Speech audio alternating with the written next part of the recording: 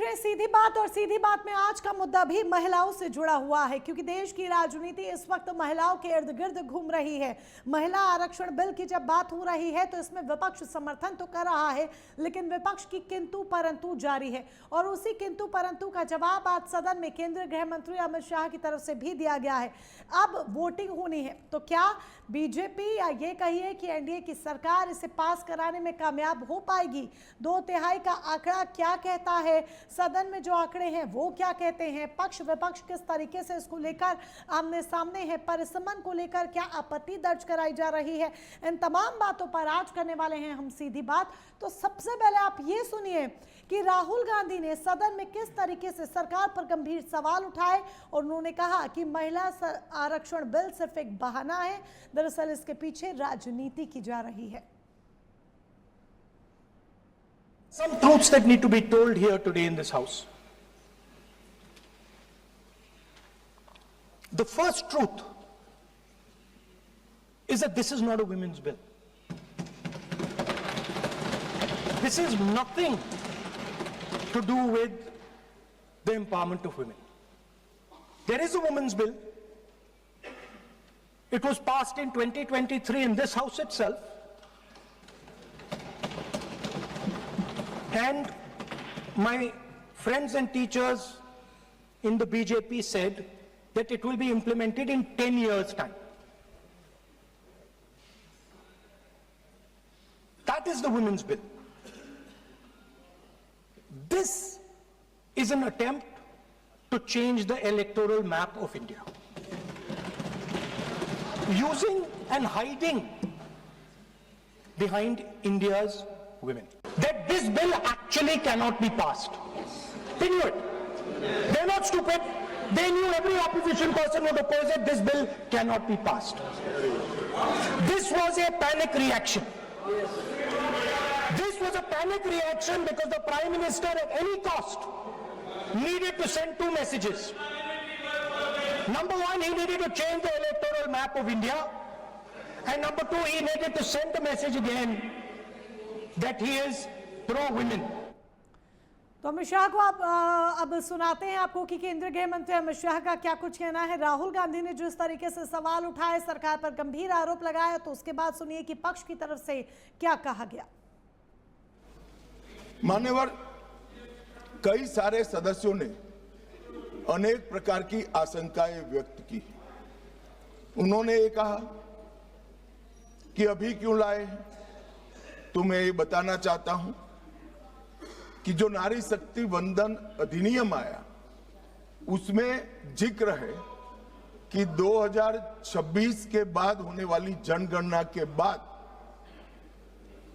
जो परिसमन होगा उसमें महिलाओं के लिए आरक्षण सुनिश्चित करेगा। अब ये पूछते हैं तो उस वक्त काफी सदस्यों ने पूछा है कि बिल लाते वक्त आपने जिक्र क्यों किया 26 के बाद की जनगणना।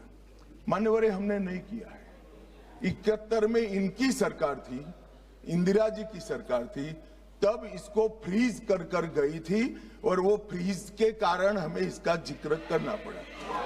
वो फ्रीज की हुई सीटों की संख्या उठाते हैं तभी ये नारी शक्ति वंदन अधिनियम का इम्प्लीमेंटेशन होता है, इसलिए हम लेकर आए। I'm not yielding. I'm asking you. Don't ask. I'm not yielding. You have made Speaker, sir, I'm not yielding. misleading statement. I have to make clarification. Speaker, sir, I'm not yielding. But sir,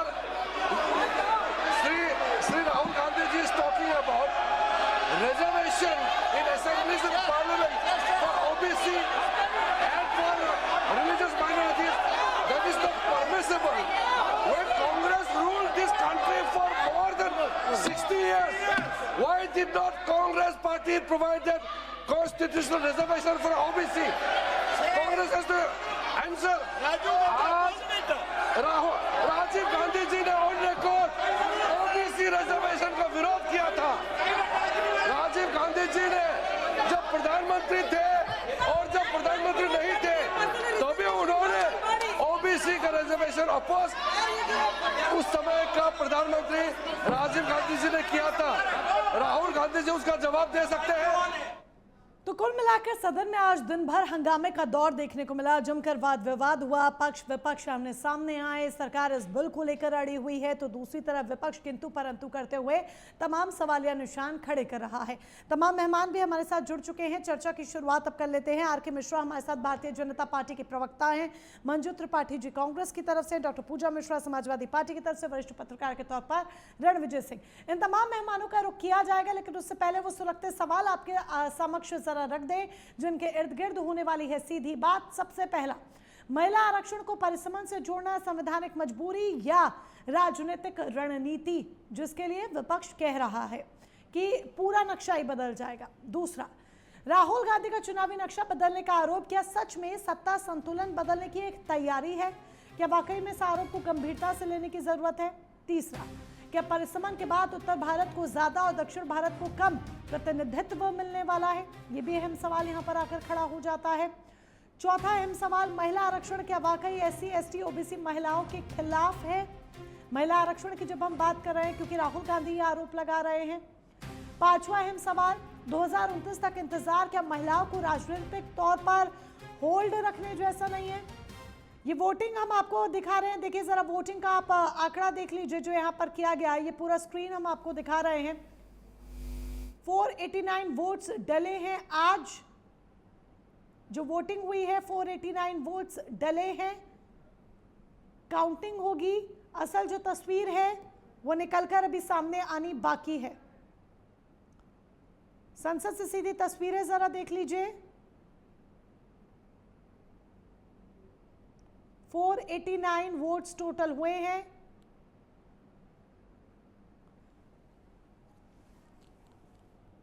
yes के पक्ष में 278, no के पक्ष में 211। 489 सांसदों ने total vote किया है।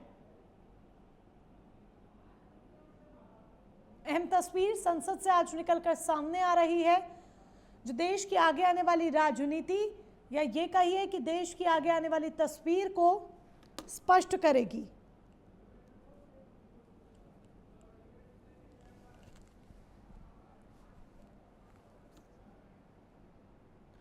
और चले खास मेहमानों का रुख कर लेते हैं। आर के मिश्रा है भारतीय जनता पार्टी के प्रवक्ता, मंजू त्रिपाठी प्रवक्ता कांग्रेस के हमारे साथ है, डॉक्टर पूजा मिश्रा समाजवादी पार्टी के प्रवक्ता, रणविजय सिंह वरिष्ठ पत्रकार के तौर पर हमारे साथ है। पहले जरा पूरी सिचुएशन रणविजय सिंह जी से क्लियर कर ली जाए, फिर हम अपनी चर्चा को बहस की तरफ आगे लेकर जाएंगे। रणविजय सिंह जी, वोटिंग अभी हुई है, जरा जो अभी करंट सिचुएशन है वो तमाम दर्शकों के लिए क्लियर कर दीजिए और फिर उसके बाद हम अपनी बहस को आगे लेकर जाए।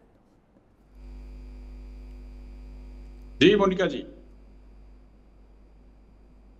जी 489 वोट्स डले हैं। 489 वोट्स हैं। सवाल जरा दोहराएं, सवाल सुनने में आया नहीं है, सवाल प्लीज जरा दोहरा दें। जी 489 टोटल वोट्स हैं जो संसद में अभी वोटिंग हुई है। यस 278 है यस के पक्ष में और नो के पक्ष में 211 है। जरा जो पूरी स्थिति अभी है और आगे क्या होगा वो दर्शकों के लिए जरा क्लियर कर दीजिए। देखिए, एक तो बहुत महत्वपूर्ण बात यह है कि जो सदस्यों की कुल संख्या है वह 540 है और जो संविधान संशोधन विधेयक संसद में लाया गया, यह देश के लिए, आने वाले राजनीति के लिए, भारतीय लोकतंत्र के लिए बेहद महत्वपूर्ण था और इसमें भी करीब 489 ने वोट किया, मतलब 51 अनुपस्थित थे। जी आप इससे अनुमान लगा लीजिए कि 51 संसद सदस्य अनुपस्थित हैं, तो कितनी गंभीरता है इस विधेयक को लेकर। सबसे पहला तो ये महत्वपूर्ण मुद्दा है कि कितनी जो हमारे निर्वाचित सांसद हैं वह इस मुद्दे को, इस विधेयक को कितना गंभीरता से लेते हैं, यह भी एक सवाल है। हाँ, अभी बहुत कुछ साफ और होना, क्योंकि राज्यसभा में भी वोटिंग होनी है। एक अभी जो स्थिति है, वर्तमान में जितने वोट पड़े उसमें 278 पक्ष में है और 211 विपक्ष में है। तो सदस्यों की संख्या और चाहिए इस पूर्ण बहुमत से इसको पास कराने के लिए। मुझे लगता है कि राज्यसभा में जो वोटिंग होगी उसका थोड़ा सा इंतजार कर लेना चाहिए। और अभी की स्थिति में मुझे जो लग रहा है कि यह देश के लिए एक परिवर्तनकारी दौर आने वाला है। और कुछ आगे बात कहूं उसके पहले मैं सबसे पहले तो आपको बधाई देना चाहता हूं मोनिका जी कि आप भी अपनी किसी से तैयारी कर लें कि कहीं संसद सदस्य और विधायक बन सकती हैं, क्योंकि महिलाओं के लिए 33% आरक्षण। नहीं ये हम पत्रकार के तौर पर ही ठीक है रणविजय जी, हम पत्रकार के तौर पर ही ठीक है। वैसे ही इतने आरोप लगते हैं हम पर, अगर और इसके लिए तैयारी करेंगे तो न जाने और कितनी आरोपों की बरसात हो जाएगी। आरोप लगाना तो नेताओं का, विपक्ष का काम है। ढेर सारे तमाम पत्रकार साथी हैं जो विभिन्न पार्टियों से कोई लोकसभा और राज्यसभा में है, या कोई नया मामला नहीं है, आरोप तो लगते रहते हैं। आरोप लगाने वालों को काम है आरोप लगाना, सत्ता पक्ष का काम है अपनी बातों को आगे बढ़ाना, प्रोसीड करना। तो इस मामले में भी वही है, सरकार जिसकी होती है उसकी जिम्मेदारी होती है देश को आगे ले जाने की। जो समाज, और समाज न कहिए, जो मतदाता संख्या है उसमें करीब 49% से ज्यादा। रणविजय जी एक पॉइंट जरा समझाइए। देखिए अब जो 2/3 बहुमत का आंकड़ा है वो 360 था सदन में, क्योंकि कुछ सदस्य अनुपस्थित भी थे। टोटल 489 वोट्स पड़े, पक्ष में 278 वोट्स पड़े हैं, जबकि जो 2/3 बहुमत पास कराने के लिए चाहिए था वो 360 होना चाहिए था, यानी कि वो उतना नहीं पहुंचा है। तो अभी क्या हम, हाँ उतना नहीं पहुंचा है, यानी कि अभी लोकसभा में इसको भी हम ये कहें कि अभी ये पूरा पास नहीं हुआ और अभी हमें राज्यसभा के लिए भी इंतजार करना होगा जब राज्यसभा में वोटिंग होगी।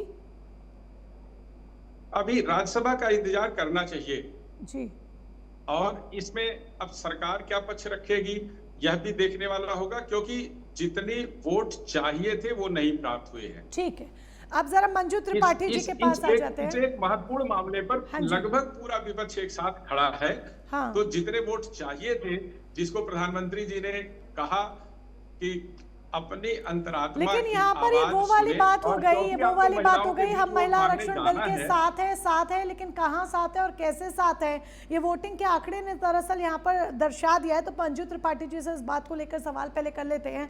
मंजू त्रिपाठी जी, कांग्रेस हो चाहे एक बात सुन लीजिए। हाँ जी रणविजय जी, दरअसल जो जिस महिला आरक्षण की बात आप कह रही हैं वह तो 2023 में सभी पार्टियों ने मिलकर दोनों सदनों में पास किया था। जी, कर लिया था, बिल्कुल कर लिया था। उसको लागू करने की अधिसूचना जारी हो चुकी है, मतलब वो लागू हो चुका है जी, बिल्कुल। अब परिसीमन और अन्य मुद्दे इसमें शामिल हैं। जी, अब ये जो परिसीमन और अन्य मुद्दे शामिल इसमें हैं मंजू त्रिपाठी जी, लेकिन तब भी आप लोग वैसे तो कहते रहे और लागू हो भी गया है, चलो नोटिफिकेशन भी आ चुका है, लागू भी हो चुका है, बट स्टिल ये सवाल है अभी भी बरकरार कि ये कहता रहा तमाम विपक्षी दल सारे ही कि हम महिलाओं के साथ हैं, हम महिला सशक्तिकरण की बात कर रहे हैं, नारी शक्ति अधिनियम की बात कर रहे हैं, महिला आरक्षण बिल, कुछ भी कह लीजिए, इनके साथ खड़े हैं। लेकिन फिर भी किंतु परंतु बार बार किसी ना किसी तरीके से जारी रही, चाहे वो परिसीमन को लेकर हो, चाहे वो कास्ट सेंसस को लेकर हो। तो फिर ये किस तरीके का साथ होना हुआ जब किंतु परंतु आपकी बार बार जारी है? देखिए, आप सभी को मैं प्रणाम करते हुए आज के मुद्दे पर आती हूँ। जहां तक बात है मोनिका जी, कांग्रेस महिला आरक्षण का विरोध न कभी करती थी, न कभी कर रही है और न कभी करे। कांग्रेस वो पार्टी है जिसने महिला स्पीकर दिए, महिला राष्ट्रपति दिया, महिला प्रधानमंत्री दिया, और आधी आबादी का प्रतिनिधित्व हम महिलाएं करने चाहते हैं, बिल्कुल करना चाहते हैं। हम उस देश के जहाँ पर कहते हैं यत्नारिस्तु पूज्यन्ते रमन्ते तत्र देवता। अभी हमारे वरिष्ठ पत्रकार जी ने कहा, बिल्कुल सही कहा, कि जो ये आरक्षण का बिल है। मंजू त्रिपाठी जी, बहुत माफी के साथ आपको रोक रही हूँ, एक बड़ी खबर आ रही है, पहले फटाफट से बड़ी खबर का रुख कर लेते हैं। बड़ी खबर आपको स्क्रीन पर दिखाने जा रहे हैं, एक बिग ब्रेकिंग आपको बता दें, महिला आरक्षण से जुड़े 3 बिल पर वोटिंग। ये बड़ी जानकारी, 131वें संविधान संशोधन बिल पर वोटिंग हो रही है। कुल 489 सांसदों ने वोट किया है, 489 सांसदों ने वोट किया है, 278 सांसदों ने इस बिल का समर्थन किया है, 211 सांसद हैं जिन्होंने बिल का विरोध किया है। ये बड़ी खबर आपको बता दें, सदन में खुद प्रधानमंत्री नरेंद्र मोदी मौजूद हैं। अब तक के आंकड़ों में 2/3 बहुमत नहीं मिला है, क्योंकि 2/3 जो बहुमत होना चाहिए था वो 360 होना चाहिए था। वोटिंग के आंकड़ों में अभी बदलाव हो सकता है, ये माना जा रहा है। कुछ सांसद सदन में अभी नदारद भी हैं। महिला आरक्षण से जुड़े 3 बिल पर वोटिंग। वापस से अपनी चर्चा का रुख कर लेते हैं। एक बार फिर से हमने आंकड़े अपने दर्शकों को दिखाए, जिनको हम बता भी रहे थे। मंजू त्रिपाठी जी, आप अपनी बात पूरी कर सकती है। सो सॉरी फॉर इंटरप्शन, हम अपने दर्शकों को आंकड़े दिखा रहे थे। मैंने कहा कि बिल तो 2023 में ही पास हो चुका था और पूरी सर्वसम्मति से पास हो जाता था, जिसे आप आज ला रहे हैं अमेंडमेंट के लिए, जिसको नोटिफाई किया गया है। ये जो है, इससे ये साफ जाहिर हो रहा है कि आप देश को अंधेरे में रख के उसका मजाक बना रहे हैं। अगर कोई चीज लेके आनी प्रॉपर तरीके से लाइए। ये बट, अगर, मगर, लेकिन, किंतु, परंतु, तो ये खुद कर रहे हैं, खुद जो है अपने आप को साबित कर रहे हैं कि इस तरह से अगर आपको लाना है तो परिसीमन की बात क्या, इसकी बात क्या, उसकी बात क्या, आप डायरेक्ट इंप्लीमेंट क्यों नहीं कर देते उसको? कौन विरोध कर रहा है? कांग्रेस तो कभी नहीं विरोध करती। हमारे नेता राहुल गांधी जी ने सरकार की पोल एक बार फिर खोल कर रख दी। साथ ही कहा कि अगर महिला आरक्षण का पूरा समर्थन की जो है कांग्रेस पार्टी महिला आरक्षण के पूरे समर्थन में, हम खुद चाहते हैं कि देश की आधी आबादी को न्याय मिले, लेकिन इस तरह से चोर दरवाजे से डिलिमिटेशन करके जो लाना चाहते हैं वो नहीं हो सकता है। तो इस तरह की बातें ना करें भाजपा, जनता को गुमराह ना करें। हम महिलाएं चाहती हैं कि हम देश की आधी आबादी हैं, हम जो है हम 33% आरक्षण लागू हो, किंतु परंतु ये बट ये सब करने का काम जो हिंड्रेंसेस लाए जा रहे हैं, रोड़े अटकाए जा रहे हैं, उसको ना अटकाते हुए जैसा है वैसे ही आप बिल पारित करके दिखाइए। इसमें ये बट मत देखिए। आर के मिश्रा जी, जो कांग्रेस यहाँ पर कह रही है कि जो बिल जैसा है उसको वैसा क्यों नहीं लागू कर दिया जा रहा है, आप परिसीमन के नाम पर 2029 तक का इंतजार कर रहे हैं। इसको ऐसा लग रहा है कि एक बार फिर से चुनावी शिगुफा हाथ में थमा दिया गया है। जब परिसीमन की बात आप बीच में ला देते हैं, डिलिमिटेशन की बात आप बीच में ला देते हैं, क्या आपको नहीं लगता कि आरक्षण देकर हाथ में आरक्षण ना देना, सिर्फ होल्ड का टैग लगा देना, राजनीतिक तौर पर महिलाओं के साथ अन्याय नहीं? मोनिका जी, देखिए, परिसीमन से दिक्कत क्या है, मैं यहीं पर पूछना चाहता हूं मंजू जी से, परिसीमन से इनको दिक्कत क्या है? मैं एक उदाहरण देना चाहता हूं। दिल्ली के अंदर में 7 ऐसे लोकसभा है और दिल्ली की आबादी मुझे लगता है कम से कम 2.25 करोड़ के आसपास है। एक सांसद के ऊपर में 50 लाख से ऊपर की जनसंख्या आती है। कभी कभी सांसद 5 साल के अंदर में मुझे लगता है जो कि हर क्षेत्र में जा भी नहीं पाते। तो परिसीमन से दिक्कत क्या है? ये जो भ्रम फैलाने की स्थिति है, देखिए, विपक्ष का जो रवैया है वो संसद के पटल पर, संसद के अंदर में ये पूरा देश देख रहा है। आप नारी शक्ति बंधन अधिनियम का जिस तरह से आप अप्रत्यक्ष रूप से विरोध करने का प्रयास कर रहे हैं, आपने यहाँ पर देखा जो कि वोटिंग के आधार पर आप बिल्कुल देख रहे हैं जो यहाँ पर किस तरह से विरोध किया जा रहा है। मोनिका जी, आप भी महिला हैं, मंजू जी भी महिला है, क्या आपकी रिप्रेजेंटेशन सुनिश्चित हो? क्या ऐसा बिल अगर ला करके भाजपा या एनडीए क्या कोई गलत काम कर रही है? अगर आपको गलत काम कोई भी नहीं है मिश्रा जी, लेकिन आप होल्ड पर रखने की भी तो बात कर रहे हैं। जब आप बार बार बिल्स में अमेंडमेंट की बात ले आते हैं तो आप अभी आरक्षण अगर कह रहे हैं तो आरक्षण दीजिए भी, उसका वो अधिकार, वो हक दीजिए तो सही। आप अगर परिसीमन भी कर रहे हैं तो दोनों को मत जोड़िए ना, परिसीमन कराते रहिए, फिर जब आपका परिसीमन हो जाएगा तो फिर से अमेंडमेंट कर लीजिएगा। कौन सी नई बात है? ऐसा तो है नहीं कि आप बिलों में अमेंडमेंट नहीं करते, 2023 में पूरा पास हो गया, सब कुछ हो गया, फिर आप अमेंडमेंट कर रहे हैं, तो फिर दोबारा कर दीजिएगा।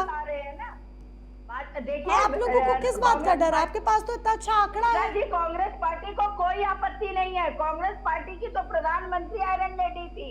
कांग्रेस पार्टी ने तो महिला स्पीकर दी है, महिला राष्ट्रपति दी है। आप बताइए, तो महिलाओं की तरफ से कांग्रेस पार्टी तो हमेशा समर्थन करती है। कौन महिला, हमारी किस पार्टी की महिला नहीं चाहती है कि हम देश का प्रतिनिधित्व करें? आधी आबादी हमारी है, बोलते नारी निंदा ना करो, नारी नर के कान और नारी से नर होते ध्रुव प्रहलाद समान। तो हम उसका विरोध क्यों करेंगे? हम तो बिल्कुल पक्ष में हैं। लेकिन आप लोग जो है उसको जो है गोल गोल जलेबी की तरह। इस बीच एक बड़ी खबर बता दें हमारे दर्शकों को, एक बड़ी खबर बता दें, फटाफट टीवी स्क्रीन पर बिग ब्रेकिंग दिखाई जाए। बड़ी खबर इस बीच, एक बड़ी अपडेट, क्योंकि संसद चल रही है। 131वां संशोधन बिल लोकसभा में पारित नहीं हुआ है। आंकड़े हमने आपको पहले ही दिखा दिए थे, इंतजार हो रहा था, और देखिए लोकसभा में पारित नहीं हुआ है क्योंकि 2/3 बहुमत का जो आंकड़ा होता है वो आंकड़ा नहीं मिला। 360 बहुमत का आंकड़ा होना चाहिए था, जो नहीं मिला। ऐसे में बिल लोकसभा से पारित नहीं हुआ है। बड़ी जानकारी, जो वोटिंग हुई थी वो आंकड़ा भी हम एक बार फिर से आपको बता दें। टोटल जो वोट्स पड़े वो 489 वोट्स पड़े, यानी कि कुछ सांसद जो हैं वो नदारत थे, जबकि टोटल 540 होने चाहिए थे, लेकिन 489 वोट्स पड़े। जिन्होंने पक्ष में वोट किया वो 278, जिन्होंने विपक्ष में वोट किया वो 211 थे। ऐसे में लोकसभा में बिल पारित नहीं हुआ है। आर.के. मिश्रा का एक बार फिर से रुख कर लेते हैं। आर.के. मिश्रा जी, बिल पारित नहीं हुआ है, क्या कहेंगे? लोकसभा में आंकड़ा नहीं मिल पाया और ऐसे में बिल लोकसभा से पारित नहीं हुआ है। दुर्भाग्य है मोनिका जी, हम तो यही कहेंगे कि दुर्भाग्य है। आज रणविजय जी ने एक बहुत अच्छी बात कही है, जो कि यहाँ पर 540 सांसद है और 540 में 489 ने वोटिंग की है और इतने सांसद अनुपस्थित थे। तो ये मुझे लगता है कि जिस तरह से इस बिल का, इस अधिनियम का, इस विधेयक का जिस तरह से अप्रत्यक्ष रूप से तो ये विरोध किया जा रहा है, ये कहीं ना कहीं देश देख रहा है। हम केवल बात यहाँ पर परिसीमन के ऊपर में अटके नहीं हुए।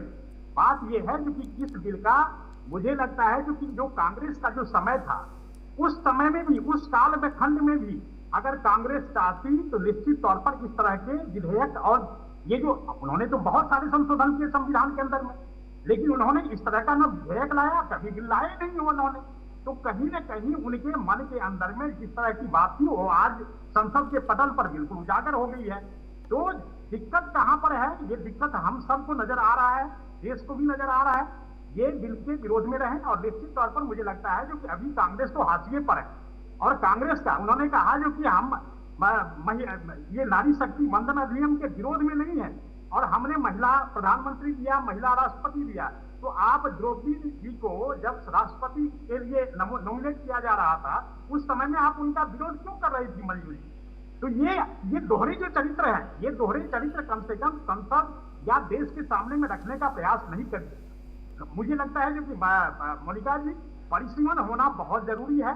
परिसीमन से क्या होता है तो जो समान प्रतिनिधित्व मिलना होता है, जो जनता की जो आवाज है, जनता के अंदर में जो आरक्षण की बात है, हर चीज को समानता का एक प्रतिनिधित्व मिलता है, रिप्रेजेंटेशन मिलता है। नारी को रिप्रेजेंटेशन मिलेगा, इसमें भी मुझे लगता है कांग्रेस को कहीं ना कहीं दिक्कत है। इसलिए आर.के. मिश्रा जी, बहुत माफी के साथ रोक रही हूँ, एक बार फिर से बड़ी खबर अपने दर्शकों को बता दें, क्योंकि लगातार एक के बाद एक बड़ी अपडेट सामने आ रही है। लोकसभा में पारित नहीं हुआ है 131वां संशोधन बिल।